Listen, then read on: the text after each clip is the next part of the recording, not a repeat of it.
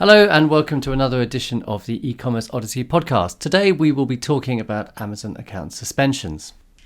Amazon suspends accounts for a number of reasons. It could be to do with account performance, so you've slipped under one of their different performance metrics, or you have done something against their rules. So for example, you sold a product you're not allowed to sell, or you have contacted customers directly. Normally what happens, you might get a warning in the case of and then your account will be suspended, you'll get a notification, and then you're required to create a plan of action. Plan of action usually have a number of points in it. If you don't answer the questions they ask and the way they ask them, then you can get a permanent suspension of your account. Now, from experience, addressing Amazon temporary suspensions is fine. If it gets to the point where you actually get your account permanently suspended, it's very, very hard to recover from that. So it's really important to address things in the right way, in the right order, and then your account should be fine. You should be able to recover from it. Now, it's quite scary getting an account suspended, especially the first time. I mean, it must have happened to me 20, 30 times, and now it's something which just happens. It's a process you go through. It's normally okay, unless you've done something really bad. It's scary, but it is a manageable process. Okay, so what causes Amazon account suspensions? It's all about whether you've broken Amazon's rules. Now, Amazon is a monopoly, and they basically set their own rules, which is great. But much as we wish it would change, we can't do anything about it. It could be for exceeding a performance metric, which could be, so for example, there's something called an order defect rate, which is the sum of the negative feedback rate, the A to Z guarantee rate, and the chargeback rate. And if that goes above 1%, then your account is in trouble. So for example, if you had 500 orders and you had 2 A to Z claims and 2 negative feedbacks and 2 chargebacks, then you would be above that 1% level and your account would possibly get suspended. Now, I think that above 1%, normally you can go to kind of 1.1%, 1.2, depending on, if there's something special going on. So around kind of COVID time, it was going to, they actually suspended the whole system, but, you could go much higher than 1%. So they do change what the requirements are around this, but you need to watch your particular order defect rate. Other things you can do, though I've never actually been suspended on this, but contacting customers directly, trying to send them marketing materials, they don't like that. That could get your account suspended. You're normally okay if you put like inserts into your packages. That's normally not a problem, or at least how would they know about it? But if you contact them directly via Amazon messages saying come to our site, then Amazon will get upset about that, and that could get your account suspended. Obviously, selling counterfeit products or fakes or products that are low quality, that would cause problems. That's probably something which would be harder to recover from. They also don't like duplicate accounts. So if you have more than one account, they get very upset about that, particularly if you're selling the same products.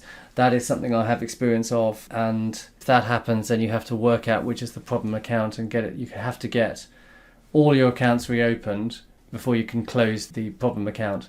So it could be that if you have 2 accounts and one account has caused the second account to get closed, then you have to open the original, make sure the original account is okay too, and then close one account so you've only got one account left. Okay, so we talked about account performance metrics. There are a number of these in your account, and Amazon is forever adding more and more metrics. Order defect rate, as I said, that is the sum of the A to Z, the negative feedback, and the chargeback. They also always bring in new metrics. One that they talk about is the late delivery rate. I haven't ever actually had an account suspended because of the late delivery rate, but certainly got warnings, so that may be something they're getting hotter on. Intellectual property complaints, I've certainly heard of accounts getting shut down for this. If there's an issue, if they think that you're selling something which is infringing someone else's intellectual property, then they will certainly contact you about. And if you go to the account health part of your account, then you can see these. We've been contacted a lot more about this recently, so Amazon is certainly getting hotter on this kind of stuff. From experience, it's something which they've got a system for alerting people on these things. They're not very good at, you can't really contact them in any kind of sensible way and say, look, there is no intellectual property problem here. And also restricted product policy violations. In certain Amazon sites. Well, on each country that Amazon sells in, there will be different product rules. And if you try and sell a product which is against one of the rules on the site, then they can suspend your account. Now, we have had problems, for example, selling into Germany, antibacterial products into Germany. They got very upset about that. And even though the products were probably fine, but they got very upset about it. And also selling baby walkers into Canada, they got very upset about that. And we had to write a plan of action saying how we were going to prevent ourselves from selling these things again. So I think that the rule with Amazon the rule with Amazon account suspensions is really, prevention is really the best medicine. So because if you get your account into serious problems, it can be very, very hard to recover it. So really, it's important to follow the Amazon rules.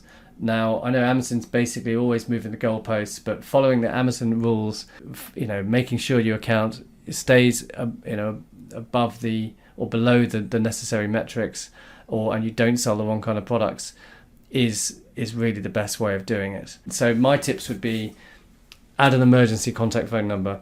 If Amazon's got a problem with their account, they will ring you and they will tell you what the problem with the account is. It's quite boring. These people drone on a lot, but at least you'll know that there's a problem and you can address it. I think they only really ring people about things they care about. Monitor your account performance metrics. So keep on top of them, actually look at them, say once a week, saying what are how many intellectual property complaints are there, how many late order complaints are there. Also look at your ADR and say, what is my order defect rate? How can I deal with this? Because sometimes you can get a whole lot of problems all at once. And if you've kept on top of the problems for a period of time before that, then you're better prepared. It's like, Sun Tzu said, in every battle, someone's already won and someone has already lost. And I think that, for an example, we used to have a big problem around Christmas time because everyone would complain just after Christmas when anything which hadn't been delivered, they would complain about that at that point. So if you've kept on top of your negative feedbacks before that point, then you might get, say, 10 in a row. But if you've got a whole lot of unresolved feedbacks before that point, then you will, they'll be on top of, the new ones will be on top of your old ones. Whereas if you've managed your old ones, then you're in a much better position. So generally, keep your feedback under control. With Amazon order defect rates, as I said, sum of feedback, A to Z rates, and chargebacks, you can ask for feedback to be removed. Amazon will remove feedback, which is a product review, and you can also work together with your customers to remove any feedback. It is the filed A to Z claim rate and the filed chargeback rate. So no matter how unfair these A to Z claims are or these chargebacks, they'll still count against you, and there's nothing you can do. So keep on top of the feedback. Also, you should answer your cases promptly when there's if there's an intellectual property complaint against your company, or you get a lot of them. If you keep on top of them, if you answer them, then Amazon will look on that much more kindly. Okay, so firstly, if you get your account in a situation where you have had a problem, then your account gets suspended, they will ask you to write an appeal. So this appeal normally has three parts to it. The first is what the problem is. The secondly, what you've done to solve the problem, and the third is what you will do to stop the problem from happening in the future. Now, Amazon expects these to be written in a very specific way. There's no point hoping that they're going to change. So what they don't want to hear is your excuses, right? I mean, you may have some really, really valid reasons why this is really unfair, but they just don't want to hear that. So don't even tell them, right? So it could be that they've, so for example, they've miscategorized a product, and they said, okay, this product is in our case, we had this in the USA, you can't sell any medical devices. And they were saying that the product was a medical device that we're selling, and it actually isn't. So, what they don't want to hear that it's not a medical device, because they don't believe you, because you're not really talking to a real person. You just need to basically accept their criticism and say, okay, yes, the problem was that we sold a medical device, right? And what are we going to do? What have we done to fix it? We've gone through our entire inventory and we've created a spreadsheet. And we've basically checked that everything is the medical device, and we've moved everything that is the medical device. Third point, what are you going to do to stop this in future? we are going to review Amazon's listing rules for this country. We are going to educate our staff to make sure that they know what a medical device is. And we are going to basically have training in place to ensure that all new starters get informed of this. So that's the kind of thing they want to hear. You need to address all the points in the way that Amazon, wants them addressed. So as I said, there's those three, answer the specific questions that they ask you. Refer to actionable points. They basically, they'll want it in a particular format. So just follow, at all points, do what they ask, because that's what they want. And if you follow these points, then you've got a much higher chance of getting through the system. If they reject your plan of action, read what they say and try and answer those points. Now, as I say, remember, no excuses, just answer their points. It doesn't matter how stupid you think their requests are, and the requests are really stupid, just do it and keep going, because they may ask you 2 or 3 times for more information. And I've got to the point where I've just thought, no, I just don't have anything else to tell you. But I just have to dig deeper, and you have to make, just say more things like, we are going to check this site, and we're going to, keep this kind of these, do these records, and we're going to, just say, we're going to check it more frequently or something like that, and that will help you to get through the process. Now, it could be that you think, God, this is just so unnecessary. Doesn't matter. Your goal is to get your account reopened, and the only way you do that is by doing what they ask you to do. That's it. Okay, so there's a number of companies that will write appeals on your behalf. They will say things like, pay us £1,000 and we will get your account reopened or your money back. My experience with these guys is they are quite expensive for writing a letter. I mean, they don't have any special access to Amazon, or at least not the ones I know of. They just write letters. Now, they're quite, undoubtedly, some of them are quite good at writing letters, but they that's all they do. They know, they've seen, these appeals before. They know that, the form that these letters should take. So, but they fundamentally, won't do anything more than write letters. So if you've got a really difficult problem, they may not be able to help you. Now, I basically got a total pickle once, and thought, maybe I'll just try one of these companies. Paid them £1,000. They wrote a letter. It was a good letter, but it didn't solve the problem. And in fairness to them, they did give me all my money back when it didn't work. But I would recommend using them if you're not good at writing letters, or if you really, they will help, but all they do is write letters. They don't have any special access. I don't believe the ones I did anyway. So if you're not confident with writing letters, if English is not your first language, then it may well be worth paying them. But it's, it's easy money for them. So if your account gets permanently closed, I mean, you're in trouble. I think it's pretty much all I've got to say about this. It's really hard to get it reopened. You have to get it. The first point is it's actually normally quite hard to find out what the problem is, because they won't engage with you. So you need to find out what the source of the issue is.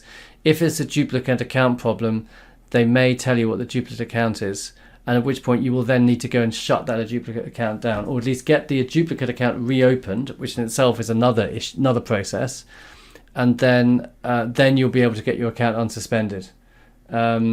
So fix associated accounts first. I once had some duplicate accounts, entirely my own fault. I managed to reach out. I went onto LinkedIn.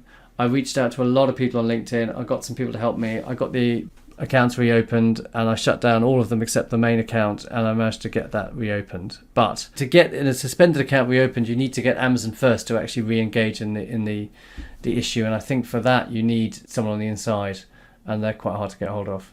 So as I said before, it's better not to get in this situation. Don't go against Amazon rules, because if you do, then the chances of you getting it reopened are slim. Okay, so if you need more help, I've done a blog post on account suspensions. Please subscribe to this channel if you haven't already done so. If you go to vendorlab.com, there's a newsletter which we send out monthly.